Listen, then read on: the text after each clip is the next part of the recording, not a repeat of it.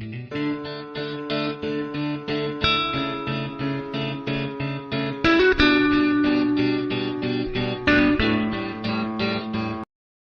Guys, मैं हूं जितेश्वर से एक्सपेरिमेंट यूट्यूब चैनल में आप सभी का स्वागत करता हूं। तो गाइस, आज की इस वीडियो में हम मल्टीमीटर की इस प्रॉब्लम को जानने वाले हैं कि आइकन क्यों आता है। बैटरी का सिंबल बताता है, आपको बताता है कि आपकी बैटरी लो हो चुकी है, तो आपको उस बैटरी को तुरंत ही रिप्लेस करना होगा। ये बैटरी रिचार्जेबल नहीं होती है, तो आपको उसको चेंज करना होगा। तो इसके लिए आपको मल्टीमीटर को सिंपली खोल लेना है। पीछे की तरह दो स्क्रू लगे होंगे, उसको खोल लेना है। उसको खोलने के बाद आपको इस पुराने बैटरी को निकाल लेना है और इस नई बैटरी को आपको डाल देना है। तो मैंने इस बैटरी को पहले से ही बदला